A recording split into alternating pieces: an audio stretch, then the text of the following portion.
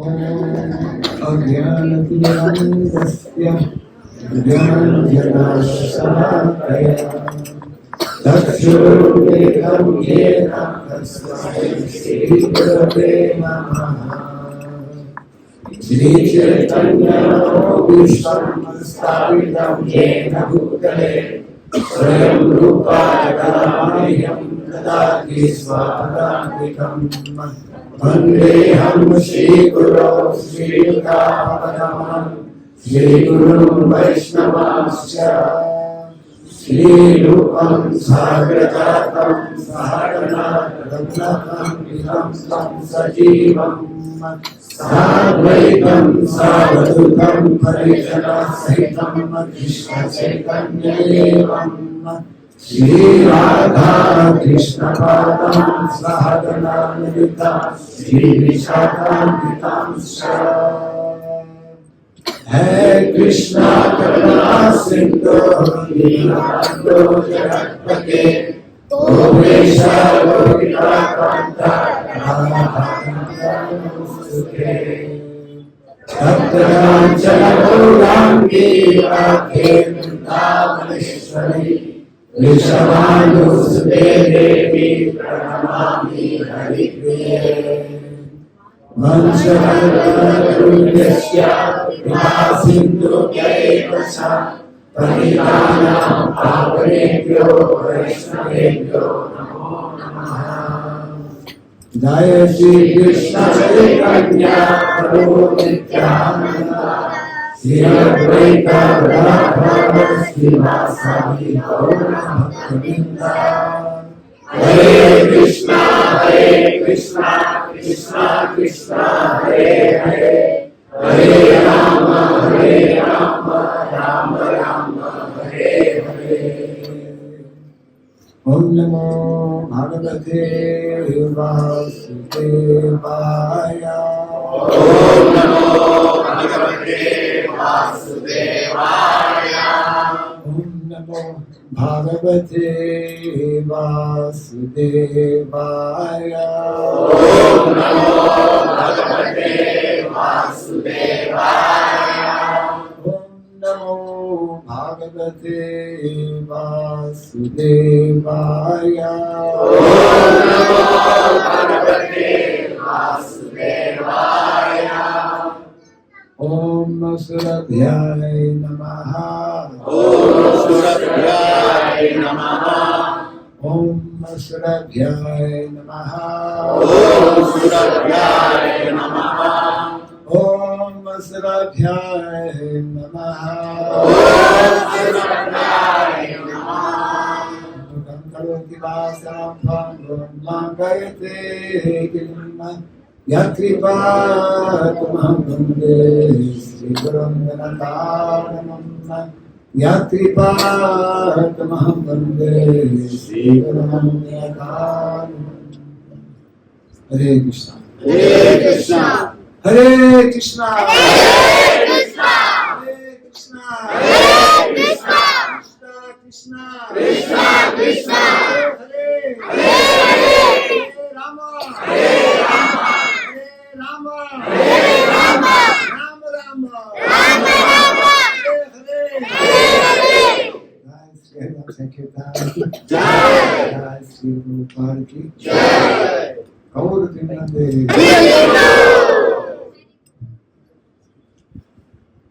So I'm very happy to be here. Haribo!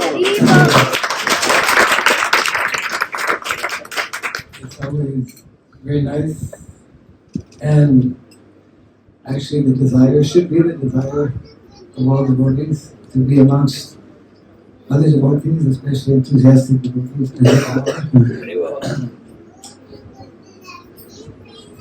Very wonderful to have darshan of Mother Cow, both before entering and also inside.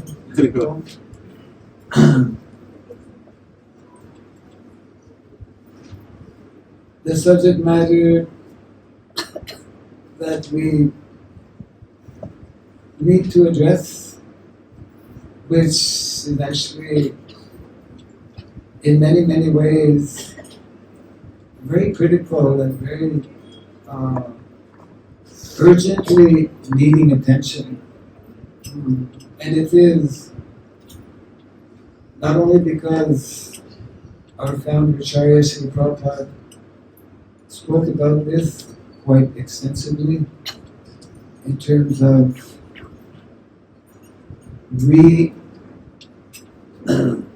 reviving, isn't it? Sri Prabhupada, one of the purposes of Lord Chaitanya Mahaprabhu's Sankirtan movement, one of the purposes of Sri Prabhupada's International Society for Krishna Consciousness in pursuit of the ideals of Lord Chaitanya Mahaprabhu is actually to revive, although it probably seems practically impossible to do, but as we all know, impossible is not in our dictionary. As Prabhupada, I'm sure most of you have heard that the word impossible is in a fool's dictionary. So the task at hand, which has been actually building up and has been the dream and the planning since the time of Lord Chaitanya Mahaprabhu coming down from the 6 Goswamis, is how to bring back actually the culture, Vedic culture, especially great challenges are there. One of the important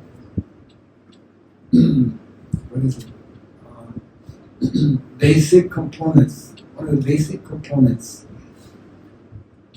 of the Vedic culture, which may be difficult for most of us to understand, especially one who has been raised in modern cities, is to begin meditating upon the fact that Vedic culture is primarily an agrarian-based culture. Agrarian-based culture where it is Krishna's plan, Krishna's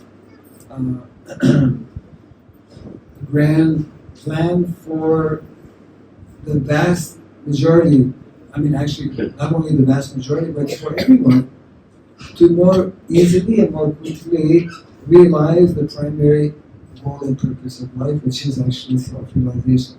That's the Vedic culture that is very clearly established that after so many lifetimes, Bahunam Janmanamanti Jnanam Mantra Padati Vasudeva Sarvamiti Samahatma Sudhava. It's rare enough to get a hidden form of life, even more rare to come in contact or to come to understand Vasudeva Sarvamiti, that Krishna, Vasudeva, is the Supreme Personality of Godhead. We were just reading this morning in one of the purports of the Bhagavatam that it is actually fundamental for all of us if we want to put an end to the miseries that all of us, as you rightly pointed out, especially, I mean everywhere, but especially more so in the whole modern setup, modern cities that we have built up in the last, in one sense it's quite recent, this whole modernization, which is based on industrialization, which is based on urbanization,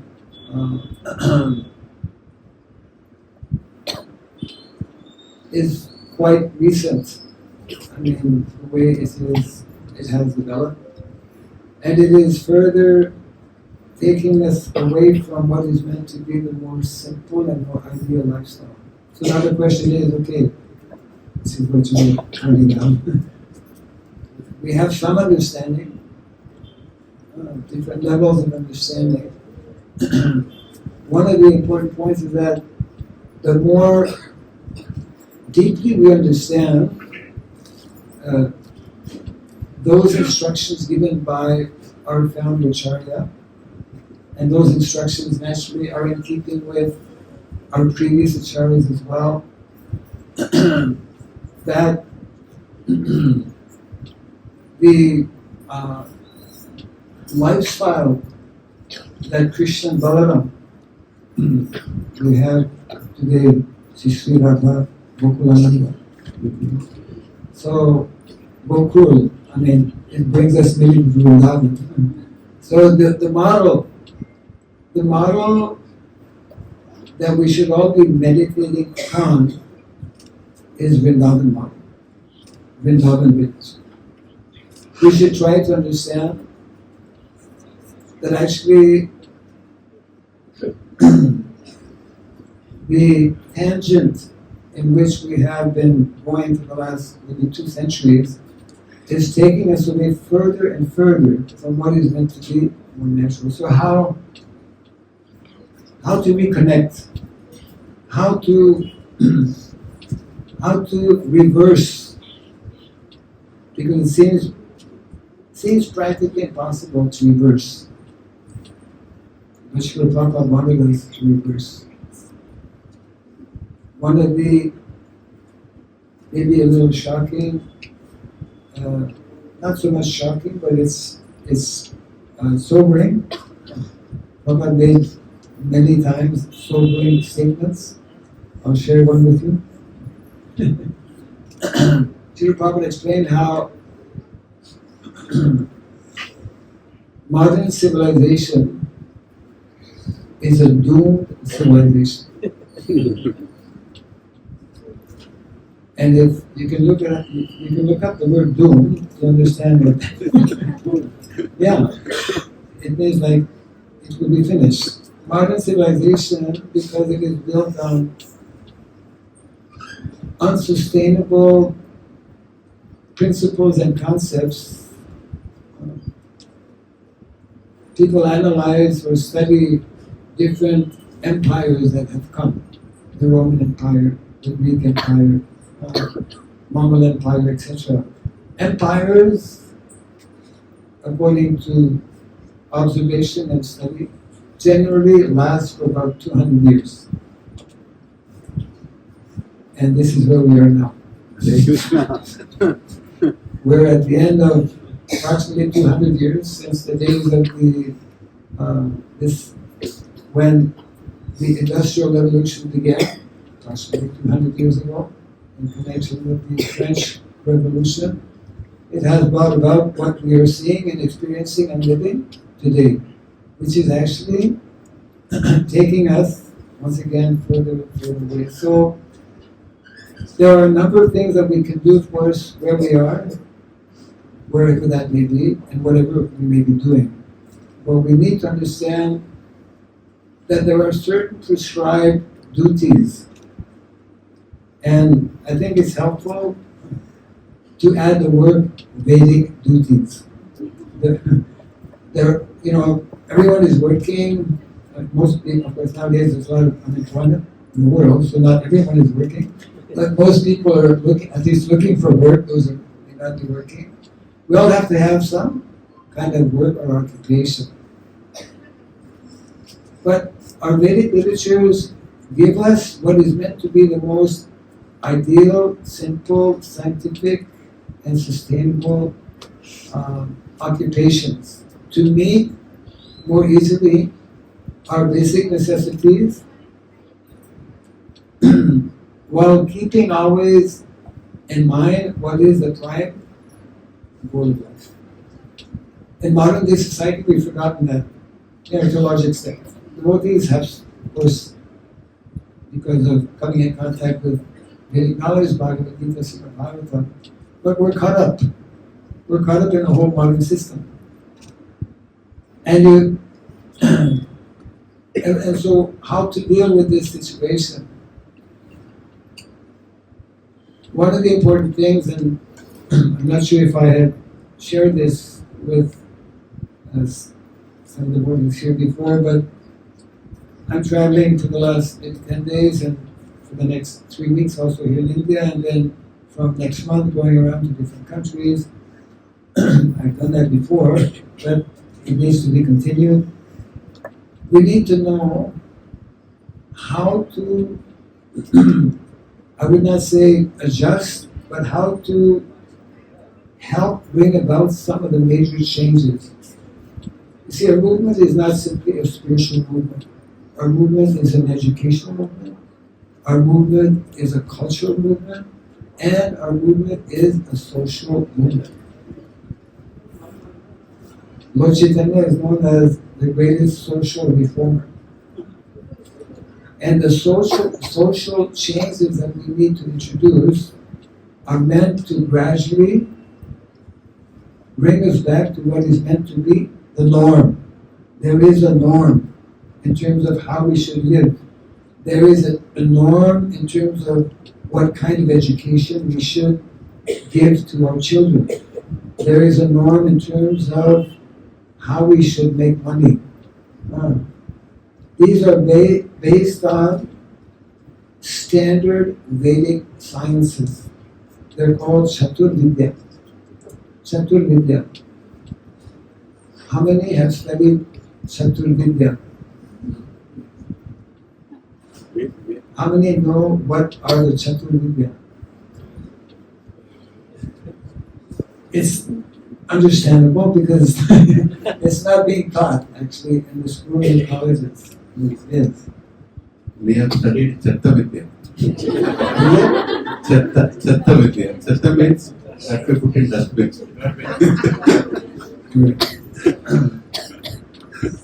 Which falls in the category of avidya.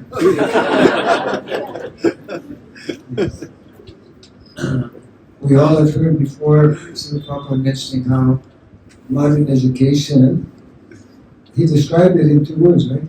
Atmahan, killer of the soul. That's also a very strong statement. Acharyas, they need to make such kind of strong statements to kind of shake us up. Wake up, Jeev Javo, Jeev Javo.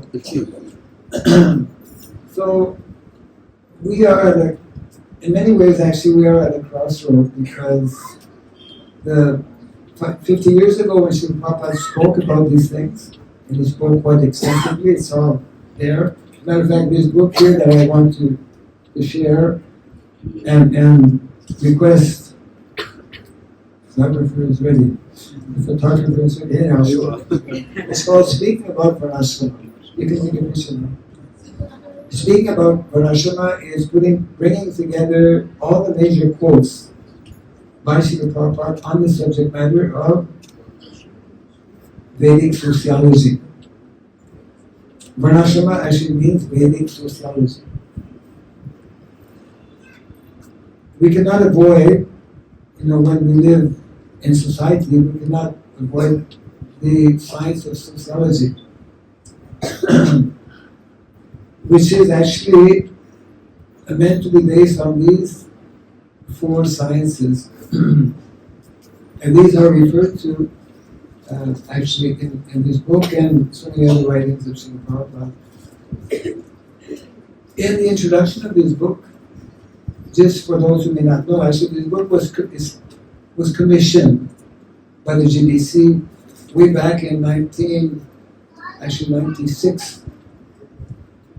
What is special about 1996? Huh? Yes. The Srila Prabhupada Centennial. Srila Prabhupada appeared in 1896. So 1 or 2 years before 1996, a group of devotees were selected. I was not part of the group. I came to know later about this, the outcome actually of the research. The mandate at the time was to research about community development. Community development is, of course, very important. The devotees, it's nice to explain in the introduction here, soon realized that we cannot study communities, we cannot really understand about community development unless we look at the whole concept of Varnashrama Dharma. And therefore, one person was selected to compile on behalf of the committee all of these books. And in the introduction, there's a very important explanation being given which can possibly begin to address the question you were asking earlier. It's like, what to do? What to to do.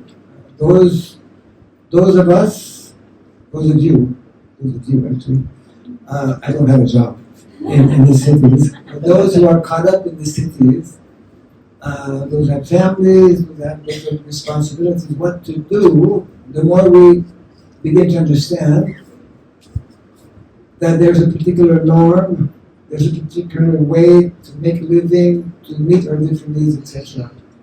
So in this introduction, one of the things that it's nicely explaining is that Srila Prabhupada established temples in our cities for two main purposes.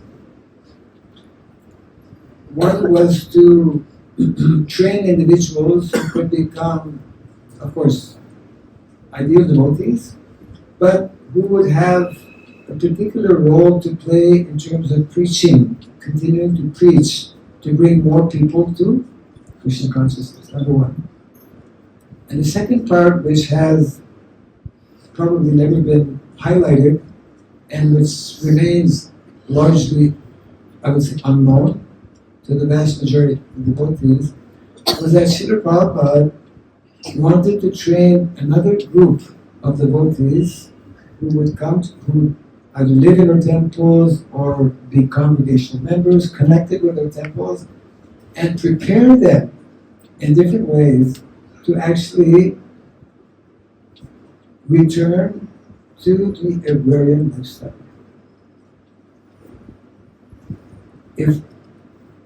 So that means two types of training. One is to be in the city for the primary purpose of preaching. And the second is to actually explain to those who are coming to our centers and prepare them also to take up what is meant to be the norm in society. If we actually understand statements like modern civilization is a doomed civilization, modern civilization will soon come to an end, then we should start thinking, well, what should I do?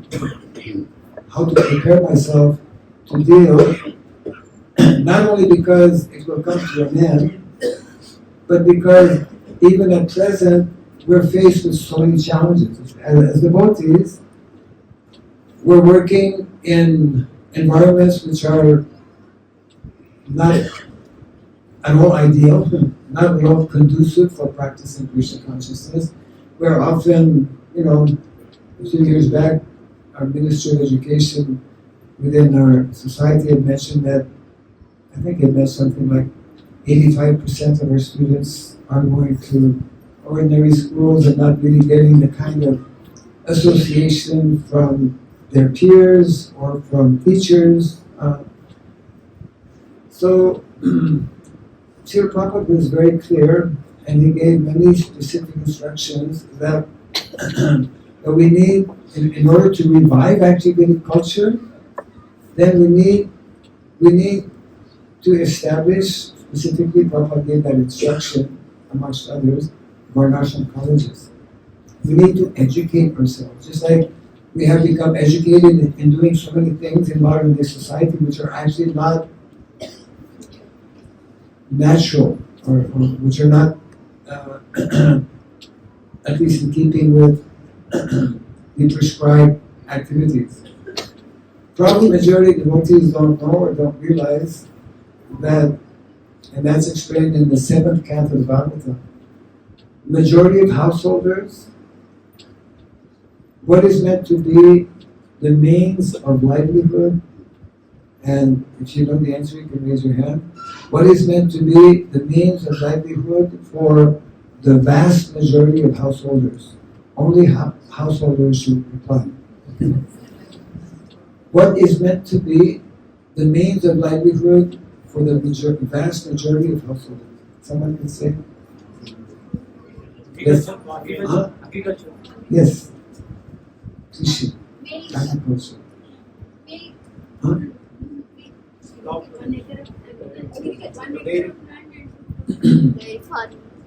Because that's actually one of the 4 sciences. See, if we don't know what the 4 Vedic sciences are, how we will ever revive Vedic culture. Vedic culture is we're doing something, we have temples, we're doing preaching, we're doing many wonderful activities, distributing Shardam, all of these things, which is in line with preaching. See, we need to understand cities, modern day cities, are meant primarily for preaching. Whereas the country is meant for living. The Vedic understanding. So, in many ways, it's up to every single, I would say, congregation to look at, because we're all in different situations. We have maybe a small group of people, some have larger, some have this resource, some have that resource, etc. In the Vedic culture, we need to strive to understand principles, basic principles. Once we understand principles, then we can build on that.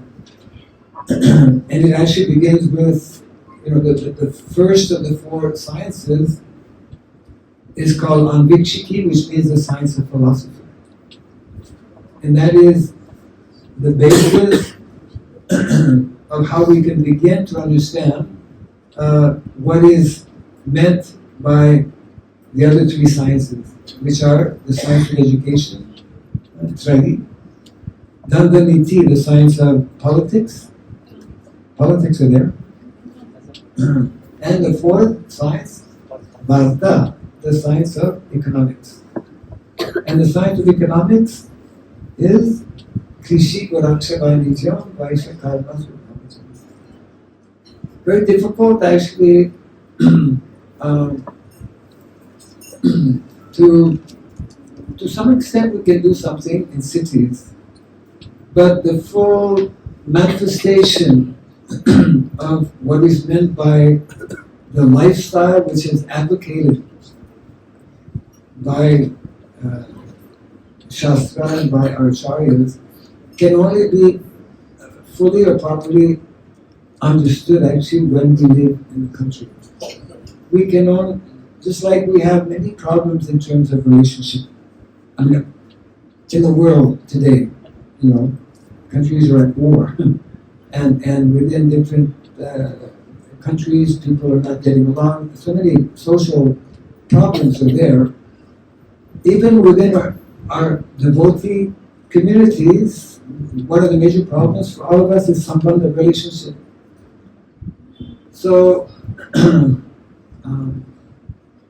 this aspect of relationship is not sufficient simply to know or to understand that we are all servants of God, but we need to know, well, how are servants of God meant to function and to live within society? So, one of the fundamental principles, therefore, is that different temples, different communities need to begin the process that Prabhupada actually requested us to do 50 years ago. Maybe something like 1974, 75. If 1975 is 50 years back, Prabhupada made the following statement that every single temple, every single project that we have immediately should begin. Immediately, Varnashrama College means so that we can be introduced to these principles, these four sciences. Now, some simple, practical things we can all begin to do.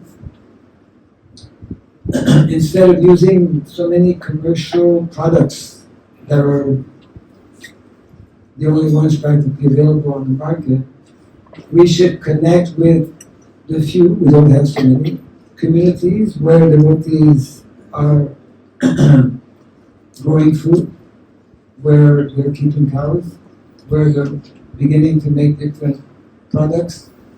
Every day we have to take a shower, we have to wash the body, we use soap, we have to brush our teeth. Well, we should know that actually all the commercial soaps and all the commercial products are actually very detrimental in so many ways, and they're all polluted. we should gradually, not sure, an increasing number of devotees are doing that, based on the awareness that we have, we should replace whatever is commercial, just like food. Food, we don't know the source of our food. Unless, practically speaking, we don't know the source of our milk as well.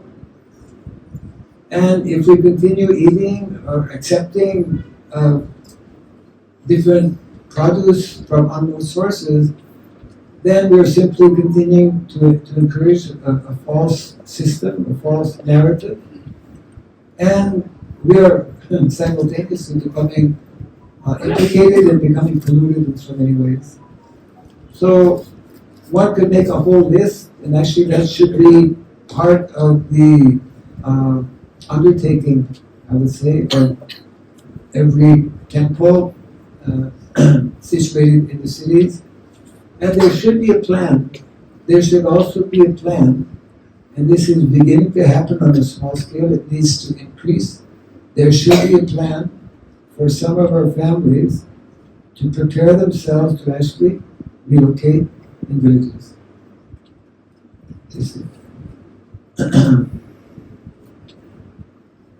Not so easy in the beginning, because we have, the whole concept of Varnashram in itself, there are many question marks. It's a very controversial topic, and to talk about it is not at all easy. It's not easy, but it is necessary because, and I always or often give the example of the term Vaishnavism. Srila Prabhupada introduced Vedic culture, and it was by the great efforts of his Guru Maharaj, Srila Bhaktisiddhanta Saraswati Thakur, who established the glories of Vaishnavas, isn't it? In that great debate that was there, I believe in Midnapur in Bengal, between the Brahmanas and the caste Brahmanas, like that, and he was successful in establishing the glories of Vaishnava practice, etc. So it began actually with Srila Bhaktivinoda Thakur, who at the time, when he was a young person, Vaishnavism was a dirty word. Was a dirty word. Yeah.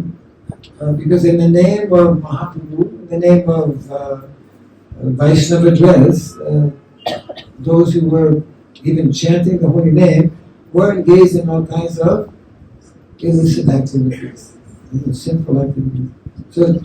So since about 150 years, by the efforts of these two great personalities, Srila Bhaktivinoda Thakur, Srila Bhaktisiddhanta Saraswati Thakur, then it was relatively easier for Srila Prabhupada to carry this message.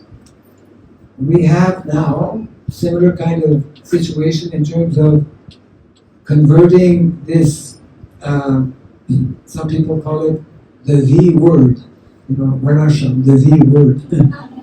They don't even want to say the word Varnashram. But Varnashram is glorious when it is properly understood.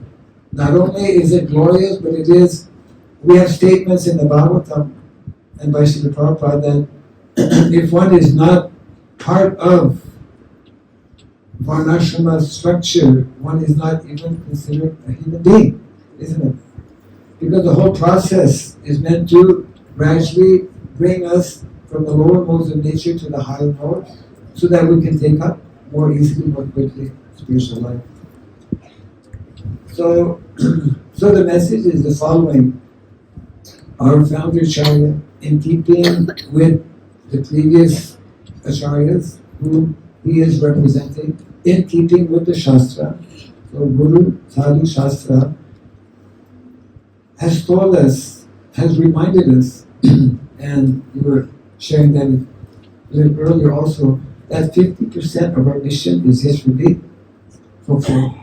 And that 50%, now I'm going to ask another question here. How many of you have heard about or are familiar with what is called the four movements or 4 phases. Something very important to understand. Some of you may be asking, 4 movements? We have 1 movement. Unity and diversity. We have, of course, Krishna consciousness movement is 1 movement, but it's like Lord Chaitanya in 5 features, right? So there's a very important essay, and I'll ask another question. How many have heard about an essay written by Srila Prabhupada called Gita Nagari? 1, 2, 3. Gita Nagari essay, not farm. Farm, more people know, but Gita Nagari is an essay that was published in 1956 in the Bhakti magazine. The Prabhupada had started in the year 19. When did Prabhupada start his Bhakti magazine? 1944. Certain years we should know. So in this essay, very interesting topics. One of them is Prabhupada, even at that early age, before going to the Western countries, Prabhupada already had the vision of how he would introduce the Krishna consciousness movement, Mahaprabhu's movement. And he speaks about 4 phases. And it's very important for every single devotee, especially our readers, to understand, because this is what Prabhupada did when he went to the West. He systematically introduced these 4. And the first one, to use Prabhupada's own terminology, is called Sankirtan movement. Meaning, in the context of Prabhupada's explanation, introducing the holy name, isn't it? The chanting of the holy name, and also introducing transcendental literature, books, the holy name and books. That's the first of 4 movements. That's how we can go anywhere, as Prabhupada explained. Go anywhere, sit under a tree, start chanting Hare Krishna. Some people will come and ask you, what are you doing? It will immediately draw some attention. I mean, in a foreign country. In India, nobody's going to bother maybe because they, whatever. But in the foreign countries, people will definitely be curious to know why this person is doing that. So that's the first. And we are doing this still after 50 years in our temple. It's one of our main activities. We're doing japa, we're doing harinam whenever it's possible, and we're distributing books. We have all these wonderful books, and we distribute over 400 sets of Bhagavatam. Jai Varnashrama Bhagavatam ki. So that first movement is there and it is ongoing, and it is very strong, and some people have totally, from the beginning up to now, I'm talking about some of the Prabhupada disciples, dedicated their lives fully for distributing Prabhupada's books because he gave so much of importance. Second movement, kind of follow what I'm trying to explain, what I'm sharing in terms of Gita Nagari. Second movement, Prabhupada called it temple worship movement. Temple worship movement, establishing places where the Archa Vigraha form of the Lord. People, they'll hear about the holy name, they'll get a book, they'll be interested, so they need a place to go. So they come to a temple. There, they are introduced to Krishna. That is the second phase. Third movement, Prabhupada called it spiritual initiation movement. Once people come, after hearing the holy name, after getting a book, then it's basically congregation preaching. We give them proper knowledge, proper understanding, proper training so that they can become committed, isn't it? So that eventually, committed means they become initiated, they become formally part of Krishna's spiritual family. That is the third movement. The fourth movement, follow carefully. Carefully follow. is called classless society movement. Classless society movement is Prabhupada's term, not my term. Classless society movement. And initially that may mean, wow, we don't have to bother with classes, right? Classes. Yeah. But that's not what it means. Yeah. Classless society movement means that everyone within whatever varna or ashram, because he or she is focused on serving Krishna, one is having the same goal and objective. Therefore, everyone is working towards the same objective. Everyone is engaged in seva, service, in so many different ways, but the same activity is there in terms of devotional service. Therefore, it is classless in that sense. And that is actually Varnashrama. That is Daiva Varnashrama. That is Daiva Varnashrama. There are two types of Varnashrama.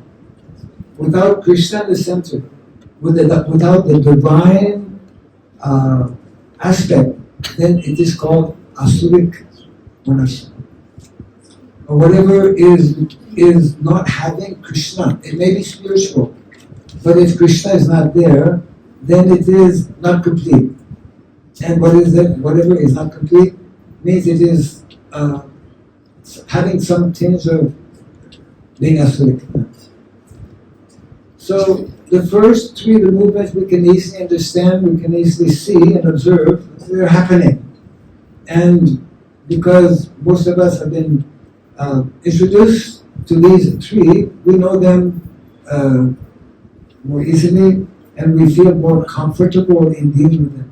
The fourth one, classless society, Varnashrama, is to this day remains alien to us. But we should know that, 1, 2, 3, 4, unless we go to 4, the complete mission will not be successful. So the big question is how to go from 3 to 4.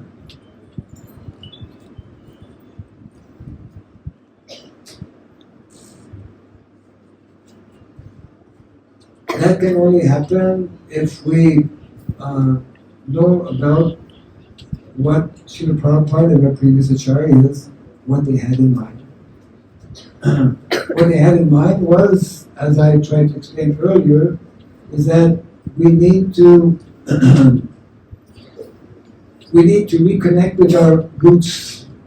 The roots in the Vedic culture are, of course, the basic practice for all of us is to perform devotional activities, to chant the holy name, to hear from Shastra, all of the things that I'm sure all of us are doing to different degrees. But also, you see, there's two levels of dharma. Most of us are struggling to understand the first level, which is the spiritual level. Let's call spiritual Swadharma. What is one of the very simple definitions of spiritual Swadharma is, and you all know, Jive Swadharma, Krishna Nityadas. We're all servants, the servants of the servants of Krishna. That is spiritual Swadharma. And that is not, anyone who's been practicing for any period of time, whether it's 1 year, 10 years, 50 years or more, as we have devotees within our society, will all tell you that it's not so easy to just reach the perfectional state, because it's very confidential subject matter. The other level of dharma, in a similar way, is also hidden, not so easy to grasp. And we can only begin to understand to some extent when we more closely study the activities of the residents of Vrindavan. And when we take up, as suggested by Srila Prabhupada, some specific studies where we read about, what are the basic components of the Vedic culture. And there are three, which are absolutely essential and they're missing. And even in the cities, they're especially missing in the cities, but we can begin to some extent to reconnect. What are those three components? Which are highlighted by Grandfather Vishnudev actually. They're called the three gifts of nature. Cows, land, and Krishna. Cows, land, and knowledge, which culminates in Krishna consciousness. Yeah. So, in the cities, we have access to knowledge. We don't have so much access to cows. And every day we have less and less access to land. Yeah. Because, there's more and more roads being constructed and we don't have enough space on the land. Now we're making, flyways and whatnot, and it's becoming more complicated. So in other words, this community, as any other community of devotees, let's say in our cities, where we are engaged in preaching, one is we need to understand that part of preaching means also to introduce and to include this fourth dimension, this fourth movement. And to strive together to see how in practical ways this can be done. I mentioned a few ways. The food, we can do things in terms of food, we can do things in terms of clothing as well. Most of us are wearing synthetic cloth, which is not healthy. The textile industry, and we have one gentleman here who can speak on that as well. I mean, one of our devotees is promoting natural textile. Textile industry is one of the most polluting industries on the planet. And we are part of that pollution. We are included by that, yeah. So there's a need, Prabhupada, when he told the devotees in Mayapur, you have to also, he guided or instructed, you have to introduce also handloom. That's part of the Vedic culture. Grow your own food, make your own cloth, also make your own medicine, and build with local materials. Now, mind you, in Canada, that may be a little difficult. Or in most countries where it's cold like half of the year. But these are the basic, in other words, we need to understand some of the basic concepts that are at play, and then we need, every community, which will again be different, needs to analyze and study, okay, what steps can we take? For example, going and interacting with some of our projects is very helpful. Because some of our children, for example, are convinced that milk comes from the store. Cow. Yes, so we need to, systematically bring ourselves, bring our communities to do whatever we can to again revive and reconnect. And again, on the long term, not even long term, I would say even short term, we should be thinking and planning how some of our devotees, if we understand really that the majority of our devotees and the majority of the population are meant to be living in the country, if we really understand what that means, then we'll start making plans on how to do that. In one conversation, which is included in the book here, devotees would argue with Srila Prabhupada, or they would present different arguments. I mean, they would not directly argue with their spiritual master, but they would say, Prabhupada, because Prabhupada was saying these cities are not going to be there. One time he was walking, I think, in Boston, he lifted his cane and he said, you see these buildings? They won't be there after a while. Prabhupada was that convinced. And then the devotees were presenting different arguments for Prabhupada. Cities have been around for a long time, and it seems like they're going to be around for a long time too. And then Prabhupada said, let that happen, but with the knowledge that is there in Shastra, Bhagavad Gita, and Bhagavatam, we need to demonstrate. That's part of the preaching. At this junction, extremely important part of the mission, we need to demonstrate how one is meant to live connected with cows, land, Mother Nature, and with the primary goal and objectives of cultivating higher knowledge, raising our consciousness to the point of Krishna consciousness.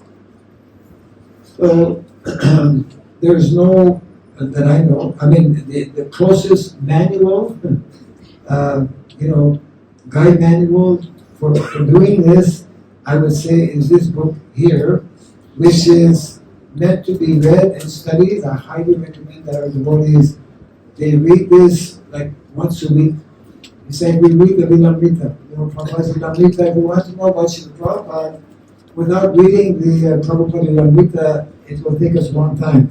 We might hear something here and there. But if we systematically read certain literatures, and in particular this one, we begin to understand what Varnashrama is all about and why Srila Prabhupada, as our founder Acharya, made such a very heavy statement that 50% of my mission is yet to be accomplished. I mean, that's very significant. And all of us, we are duty bound. If we're followers of, and we should be, of our founder Acharya and our previous Acharyas, we are duty bound to be part of and to help establish the mission and the vision of our founder Acharya. So, my humble request is, try to avail of this book. It's actually, for those who have access to the folio, it's on the folio. It's in the database. Who has access to the folio database? Who knows what the folio is? Folio. Huh? We don't know. There is all of the lectures, all of the books, all of the conversations of Srila Prabhupada have been put together many years ago by what is called the Bhakti Archives. Hare Krishna. Bhakti Archives is a very important aspect where one can actually avail of all of this literature. It's called Veda-based. You can Google it, I suppose. And I think they have a special concession for Asian countries. I don't think it's so much expensive, but everything is there, including this book. And so, because it may be difficult to get physically all of the books, so the folio is a very, very practical way to also do some research and to study different subject matters. It's very user friendly, and you can just a little bit like we Google some word and you get all kinds of information.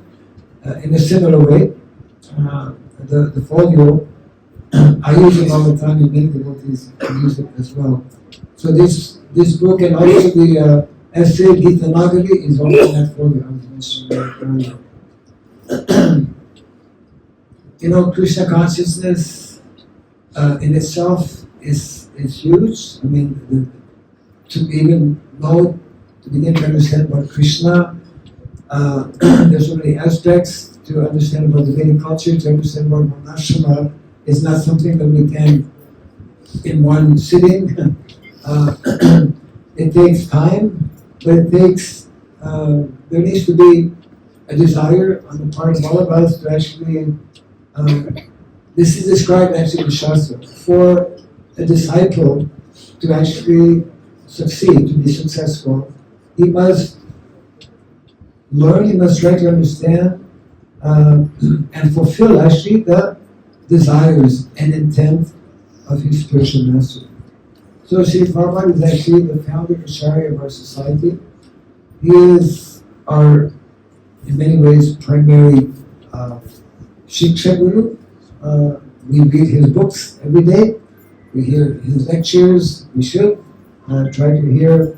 I strongly recommend actually that devotees try to hear directly so many wonderful lectures that are available actually on the internet by our founder Acharya.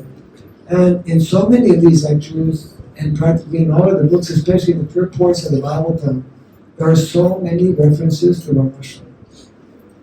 So even though Varnashrama may seem vague even now, and it is actually to most devotees, please be assured that Prabhupada would not have spoken about this if he did not feel it was something very important, number one, and also if he was not convinced that it is possible for us also to make some tangible progress in that direction.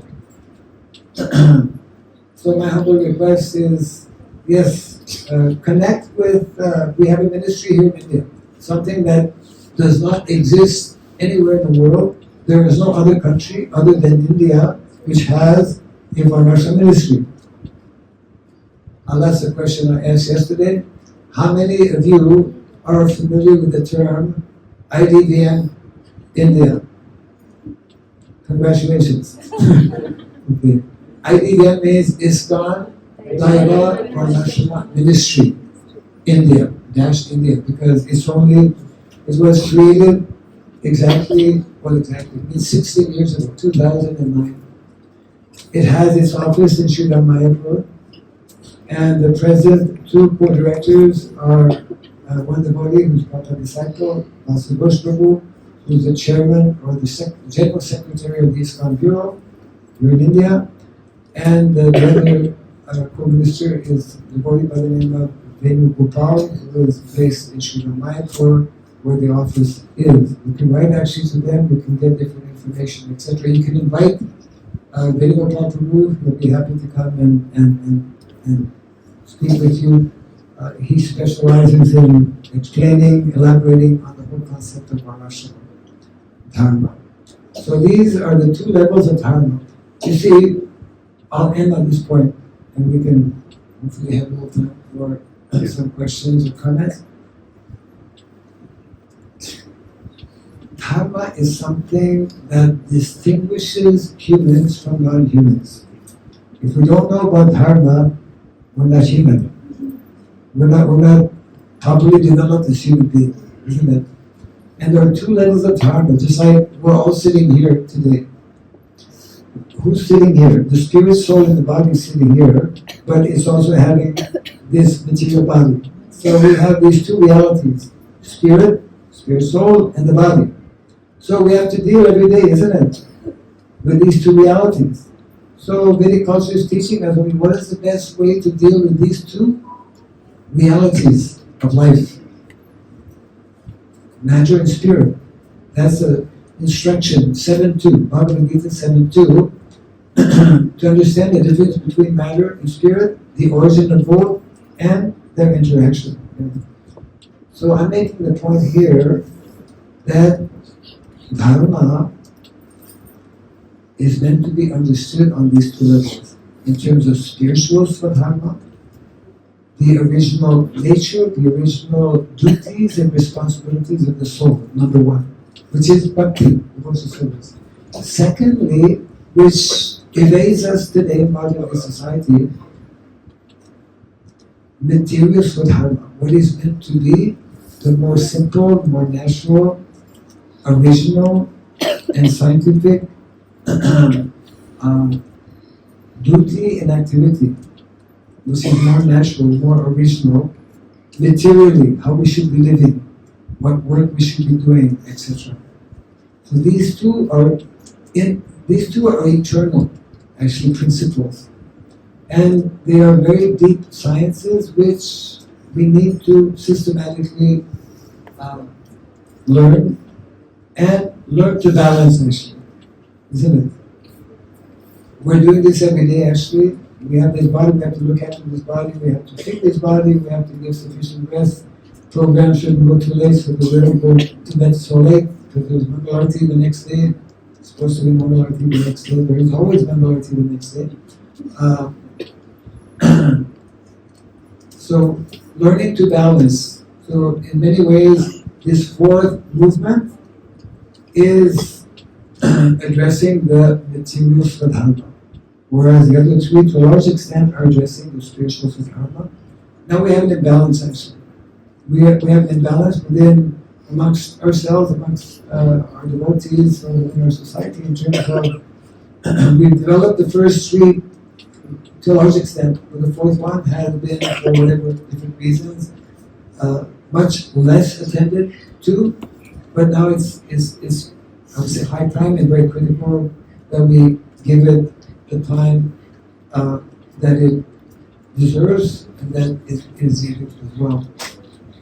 I will stop here. You have been a very attentive audience. Thank you very much. Congratulations to all of you. Hare Krishna.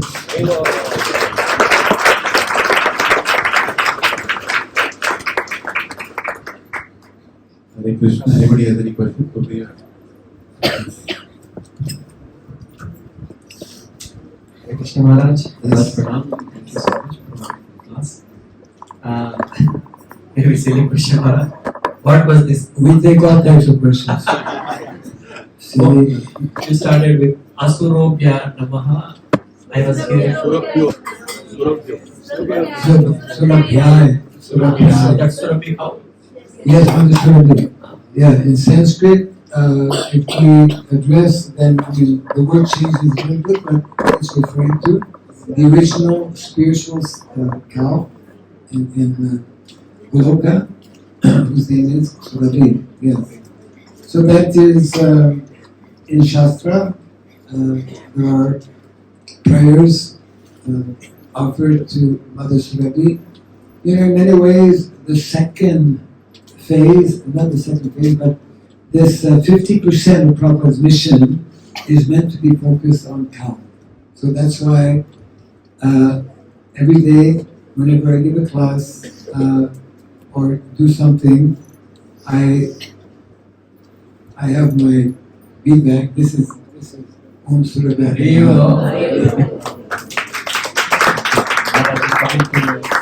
Yeah. So it helps me to remind myself of what is most important, and it also kind of like helps to introduce for those who may be less familiar. And we should know that the focus of to be established, this 50% of his mission has to begin.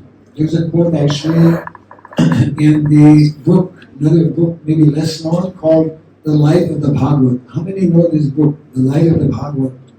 A few more, not so many more, but yeah.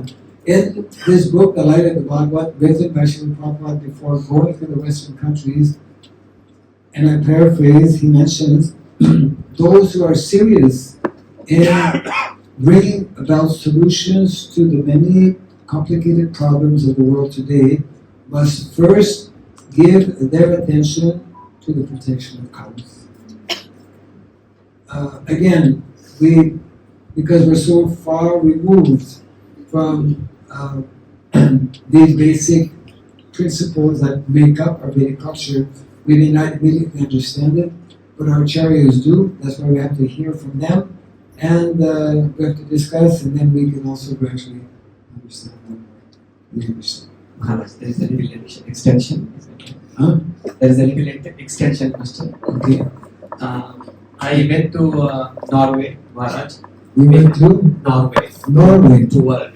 Okay. And I lived there about 6 years. And the goal when I was starting to Norway was, after I come back, I used to tell Leela Prabhuji, there is no more stopping in Hyderabad, but go straight to the village in the Islamabad district where your holiness was there. And I secured some land there with the intention of spending time there, or going permanently to there. Then I came back, and with the Grihastha life and complications, it looks like I can never get out of this rat race. But nevertheless, there is this desire to go there and settle down there and make the life simple. Yes. Well, first desire should be there, and if the desire is strong enough, in due course of time, Krishna will help, because many people have come out of the rat race, And if others can do it, why not you? Okay, Maharaj. Swami also blessed like this. I think someday. Thank you, Maharaj. Hare Krishna. Yes. Okay, Mike is coming. He has a question. Yes. Hare Krishna. Yes. I have a question. Like Yes. That, That's why you have the microphone. so this body is our clothes, right? We change in different lives, but our soul, Yes. if how is it made or created? How is your soul like? Yeah, meaning in alive or something. Made. Like body is Made. created, how is soul created? Yeah. So how is soul created? Okay. Good question.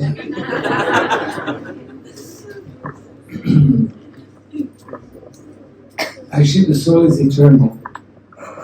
This body is not eternal. This body is created at a certain time based on the modes of material nature. Means, according to our previous activities, once coming in the material world, we perform different activities, and based on those activities, we get different types of bodies. But the soul is different.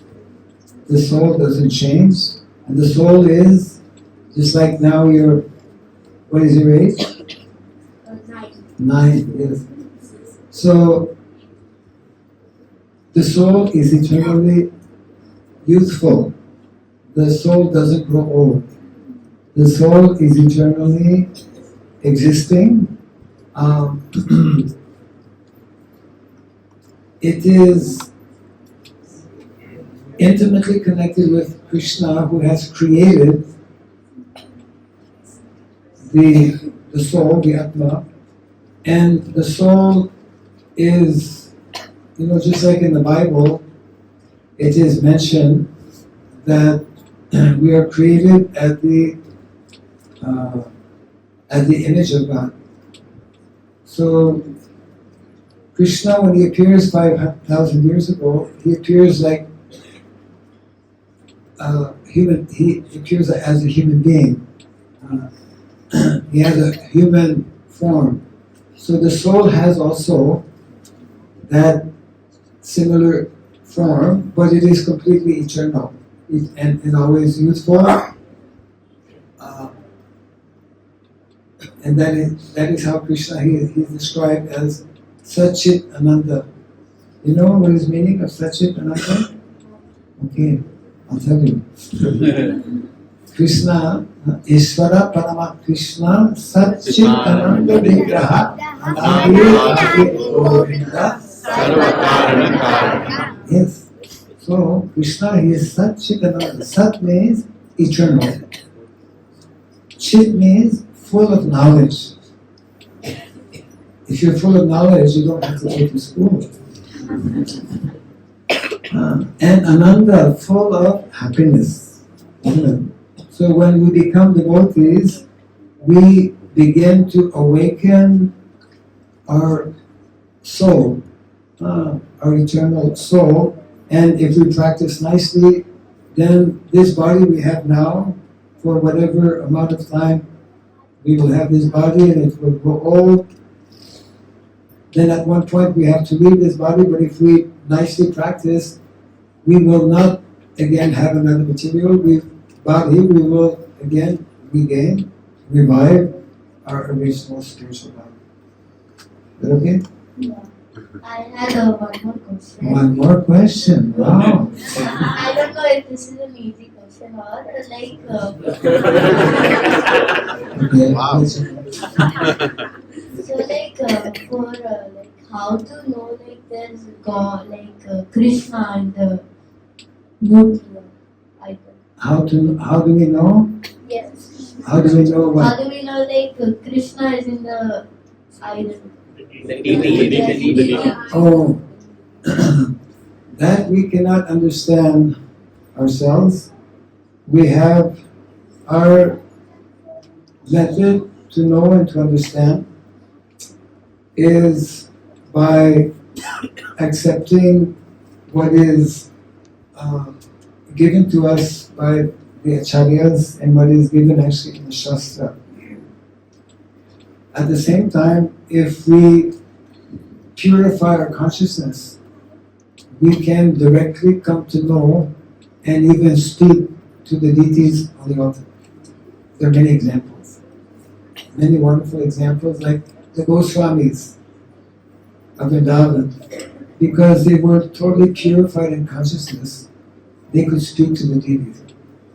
And Prabhupada explains also, as we practice nicely Krishna consciousness, then, like the Goswamis in Vrindavan, we can also speak, just like we're speaking now. And when we'll speak to the deities, we won't need a microphone. Yeah? I think somebody else has. Yeah.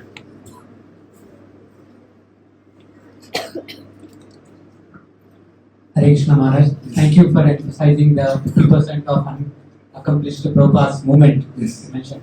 So, like my question is, many devotees have some land or some farmland, but like myself, we also have some ancestral Yes. farmland. Yes. But I'm trying to take help from IDBM or like Subhash Palekar and Vijay Ramarao, Yes. who's promoting cow-based farming. Yes. So, is there any like consultancy provided by IDBM so that like devotees can cooperate and do this agriculture and distribute these products to devotees and temples? So, is there any like consultancy or whom we can approach? Another good question. Yes, IDBM actually is there for the purpose of reaching out and helping the devotees in various ways. IDBM, although it's been around for, I mentioned, the last 16 years, because it's such a great undertaking, to address this 50% of Prabhupada's mission. The mandate of IDBM actually is to go in the villages, to encourage devotees to at least visit villages and whenever it's possible, help devotees prepare to actually make that kind of shift or to start activities which are connected with, let's say, village life. There's a need for IDBM to actually be present in every single state of India, which is not actually the case now. Best is to open communication with, they have a website, you can write to them, you can visit, you can make an appointment with devotees who are active, especially this devotee I mentioned earlier, Daiva Varnashrama, in Mayapur. Yeah, he's based in Mayapur. And the whole plan originally was that actually every state should have a state coordinator to promote the various activities, and that should be filtered down to every district. There should be a district coordinator. So there's a great need actually for, we very much welcome, and I'm sure the Prabhupada will be very happy. As a matter of fact, he has, when he got connected, which was when the ministry was started, he was just like coming to Krishna consciousness. He got involved from the very beginning in what is called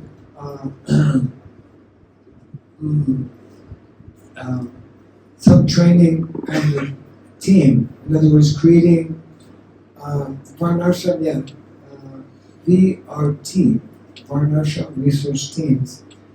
This is something I'll just share here. Actually, there's some basic information that you can get from him. Some guidelines that anywhere within, let's say, here in India, with this national ministry, devotees can come together by reading this book. He has already a number of these teams, and he's keeping connection, and in this way he is helping devotees learn more about, in a practical way, what they can do and how they can deal with their particular situation. So Varnashrama research teams is one important way by which devotees who want to know more about what is Varnashrama, how we can apply it in our particular area, whether it's the country or the city. Varnashrama research teams is a very nice tool or way by which we can educate ourselves and also get some, become connected with the ministry and get some guidance. Okay? Yes? Hare Krishna Maharaj, Yes. Dandavat. Maharaj, I had, like, in my beginning days of Krishna consciousness, when I was reading this point, I got covered. Like, when we say cow is like the previous, or we can say the next life of a cow will be a human being. Yes. That means if you see the evolutionary cycle, Yes. then cow may be considered as a lower species than human being. Does it mean that cow is a lower species than human being? It's a difference. In 84 lakh species. Well, cow is animal. Human is human. Animal is animal. We are also animal. In philosophy, we learn that man is a rational animal. Supposed to be rational. Not many may be, but so cow is in line in terms of different species, and from that cow body, the sequence, the natural sequence is that the jiva, the living entity in that cow body, automatically gets a human birth. Yes. So you could say it's lower. It's a different species. In one sense, we don't like to say lower because we worship the cow. And as a matter of fact, she is honored. This very well-known verse, Namo Brahmani Devaya, Go Brahmana. We first actually think about cow, even before Brahmana, because Brahmanas ultimately depend on cow. So in that sense, you could say we say it's different, it's a different species, and yes, that is the Vedic evolutionary cycle process. Yeah? And also we see many Hindus also, they very much worship cow. Yes. They they may not be Krishna conscious, but they love to serve the cows, and they have that kindness towards cows. Yes, yes. So they save the cows, give them treatment and all. Yes. So what will it be like having a spiritual result for, because we consider Go Brahmana like it's a very high cadre. What's the last point? Will they have, those who are serving cows, Yes. will they have any spiritual result? Because cow is Yes, considered yes, very yes. great. Because cows are very dear to Krishna. Anyone who is serving whoever may be dear to Krishna, then they will, in their next life, even in this life, they will get all kinds of benefits by doing that. Yes. Hare Krishna. I just want to answer that devotee's question. He was specifically asking about training. About training. So we have a farm community called Kamyavanam nearby. We do train farmers. Actually, we have trained hundreds of farmers, and we have a model of 5-year formula. Also, we have grown 6 varieties of paddy this year. So a lot of people, even farmers, devotees come and learn. They come and stay, and we do consultation for free. Not that we don't want you to go to Mayapur, but there is a place here for. No, I'm saying we work with the Vijayaram Garu closely. He comes to our farm and do regular trainings. So anybody has farms, we are here to help you. Thank you. It's more practical. Thank you. This is. In other words, you have something in your backyard, kind of. Yes, thank you for adding that. Yes? Is there a next question or no? Okay, Mike has to come here. You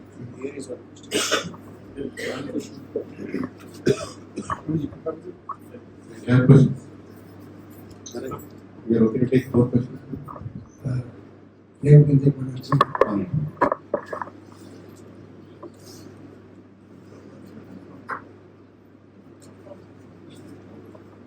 Krishna Maharaj. Yes.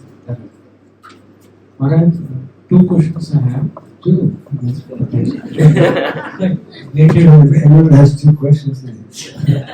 First is that from practical point of view, what are the things that we can take up? Yes, the big projects, yes, definitely we wanted to go there.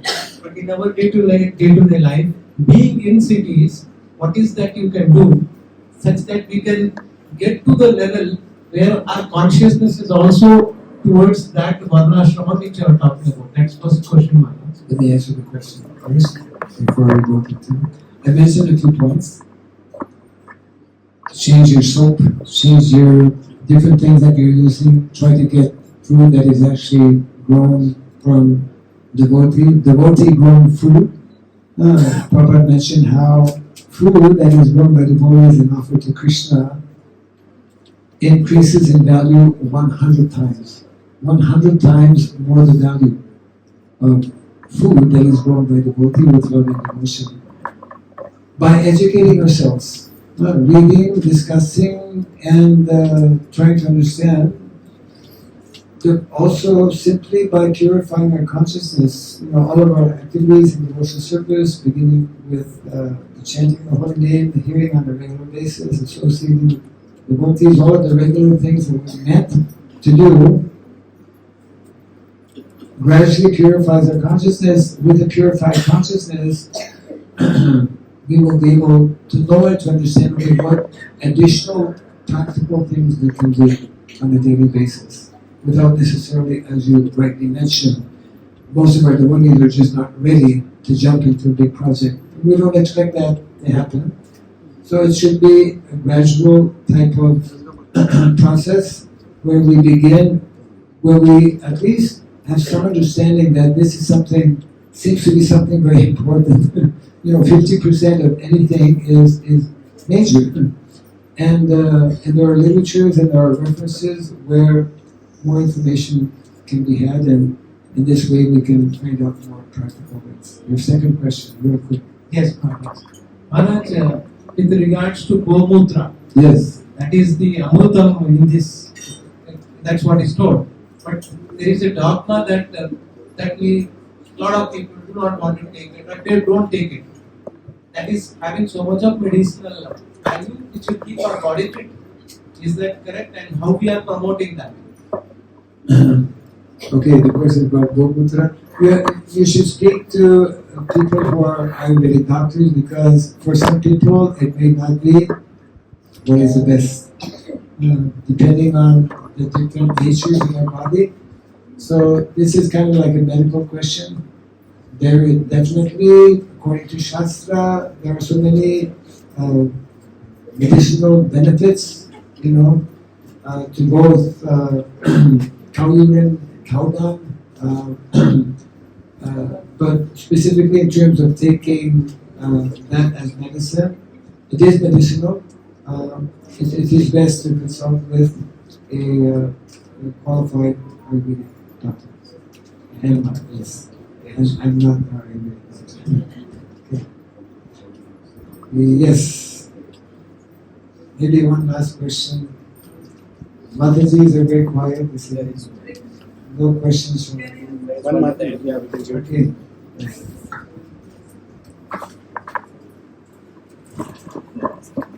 Hare Krishna, Maharaj, Gandharvana. I just want to know that you just mentioned about trying to use devotee grown food. Yes. So I just want to ask in general to anyone whether we can get access to devotee grown food in Hyderabad. Yes.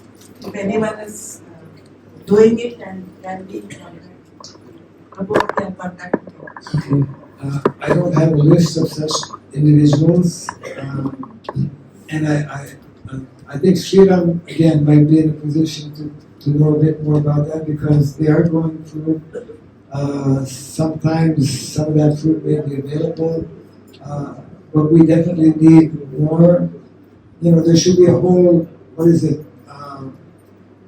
a whole network. We should actually create, as devotees, a network whereby, I know that in Bangalore there's one devotee who is making organic food available. I believe a lot of that is devotee grown as well. And just very close, a place called Tupur, but that's a little far away from Hyderabad. We should have something similar in Hyderabad or greater Hyderabad so that devotees can have more access. Now, many devotees actually, wherever you're living, you can begin to do something. You know, you can start to grow some flowers on your balcony, even if you don't have such big space. You can grow a few tomato plants so that you can begin, at least on a small scale. But the point you're making is that if there are devotees who are growing and who can make it available, that network, I believe, needs to be created. If it is existing, I'm not aware of it. It's something that, again, like Srila Prabhu, their community is not so far away. They are growing food, grains, vegetables, and fruits, largely for their community, but sometimes they may have some excess, and there may be other devotees doing something similar as well. It's a very good point. Thank As you. well as milk. Yes, yes, correct. We can get Yes, and ghee. And paneer. That's great. Very good. So let us, in the interest of time, because we also have few activities after this, we have some wonderful books here. You know, that Maharaj has got. There are many of them. So there is very limited numbers here, practically 5 or 6 or 10 maybe. Daiva Varnashrama interview series, very beautiful book. Yeah. Modernity in Killing Civilization. You know, Maharaj is going to sign this for you. You know, so right after this, you can go and purchase it. The book table is right there. And there is foundational pillars in education. Maharaj himself has written this. It's a beautiful book. And traditional education, selected interviews from different devotees. And of course, the book that Maharaj has shown so many times today, you know, on Prabhupada speaking about Varnashrama Dharma. I'm very interested to read this one. It's very nicely packaged and beautiful book. Sapta Rishis, Founders of Vedic Civilization. This is very, very limited here right now. I'm sure if you don't find a copy today, don't do a stampede here. We'll get more books for you later. I'd like to just say a few things, Maharaj, if you permit me. Yes, please. In the interest of